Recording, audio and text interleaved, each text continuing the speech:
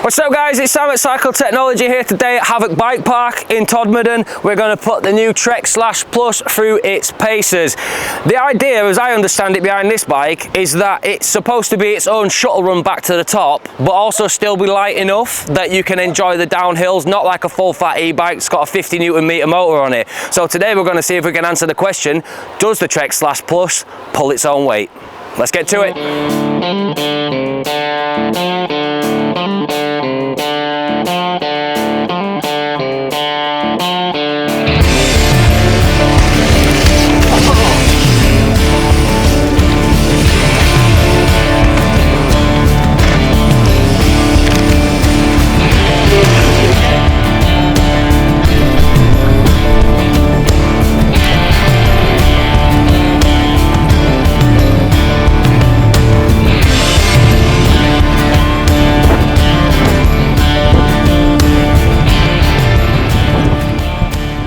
Alright guys, so we pulled up for a second. We're going to talk about this spec on this Trek Slash Plus. This is the 9.7 model.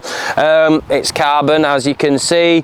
It's got, and John's just mentioned this to me, I'm glad he's here, they've learned from their mistakes with the lower idler pulley, and they've made this one a proper toothed pulley with a guard over top as well. So when the Slash first came out, Trek got slated because it was dropping chains and so on, and they, you know, did a few sort of aftermarket fixes for it and stuff. But it seems on this one, they've fully sorted it. And Trek, if you're listening, people who own Trek Slashers, they want this for their analog Slash, okay? So get it sorted.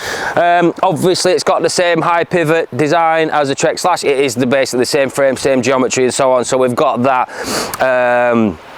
really good roll over performance at the rear end. The back wheel moves up and out of the way, which is what the high pivot is designed to make it do. And obviously, yeah, we've got the Fox Performance fork and shock. This model comes with Dior 4-pot brakes on it, which even though they're not XTs, they're still providing a lot of stopping power. I've been one finger braking all the way down this course and not really found it come up short. What else is going on? Yeah, we've got XT drivetrain, line comp 30 boost wheel set.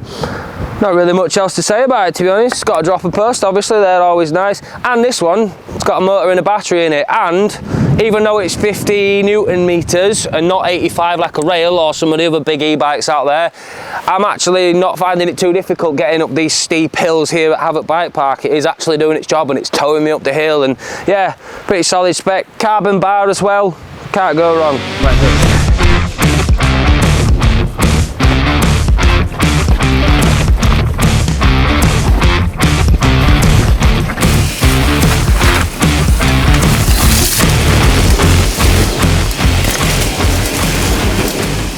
Alright guys, so we're about halfway through the day, done a few runs on the Slash Plus, and honestly I'm pleasantly surprised. I expected it to feel heavier, to be more cumbersome, to not handle as well through the berms, to not be as manoeuvrable when things start to go a little bit awry, because I don't know if you can tell, but it's mega windy up here. We're on a hillside in Todmorden, and the conditions are ideal, but I am still able to chuck this thing around like I would be able to do a regular Slash. Yes, of course, it's a little bit heavier. It's got a battery and a motor that's seen to that, but I think what Trek have advertised this as is what it's capable of, you know. If the conditions were drier and it was less windy, I'd be having even more of a blast on this thing. I've been riding around on this thinking to myself, like, would I enjoy a full day out on this? Like, no cameras, no nothing, just me on this bike, or would I find myself wanting more? And actually, I think the answer to that question is, yeah, I would be happy on this. I'm, you know, waiting for John to push his backside up the hill. I've been for a few exploring bits up over the moors and stuff, and just pottering along. And this thing's just dragging me along. I'm like monster trucking over stuff like you would do with a rail, and it's, you know, it's still able to do that, to take me up the steep stuff, and I can go and explore. That's what I love about mountain biking. I love exploring. I love going down trails that I've not yet seen. Maybe it gets a little bit steep. Maybe I'll have to get off and turn around, but I feel confident confident that this bike isn't going to leave me stuck anywhere. Like, I'm not going to be too tired at the end of it. It's doing most of the work, and when I do get pointed downhill, I can still rail it around those berms. I can still do jumps and little tweaks and stuff, and, you know, do the things that I also enjoy about mountain biking, which is, yeah, the downhill parts of it. So yeah, honestly, man, I'm impressed with this bike. If I had £7 spare, I would probably buy one. My wife would be sad. She would probably make me send it back, but it's a wicked bike, man, honestly. Yeah, that's halfway through the day, that's how I feel about it. All right.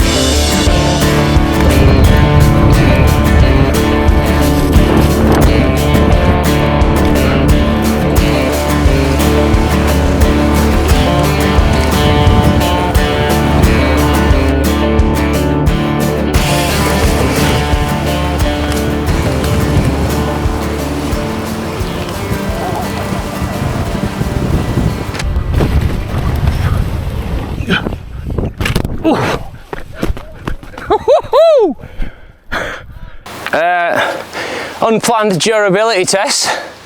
So took off here, really felt like I had a good feeling like I was going to be able to clear this. Went all the way up here and landed 50-50 on top of there.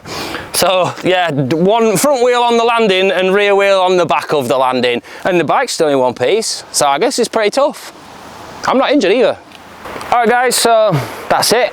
We've done a day here at Havok Bike Park. It's been windy and sloppy and schwalpy. I think I'm pronouncing that right now. Schwalpy. Schwalp? Schwalp. Schwalps. Bit schwalpy. Basically, this bike is really good. I like it. It handles. John likes it. He's over there.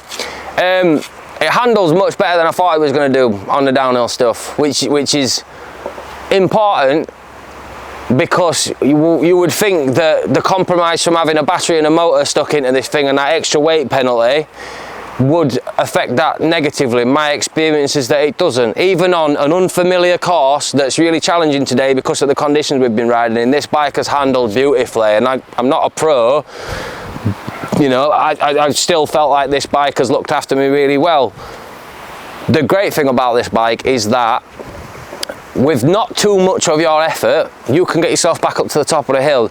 And you can't really overstate how steep and high this hill is. Like, you won't be able to get the full scale of it, but if you ever come here, you'll realise just how long and steep that fire road is. You get to the top of it on this thing, you don't feel like, oh God, I'm knackered, you know, and pushing to the top, riding any other bike to the top, like, it's going to do you in with a hill this steep.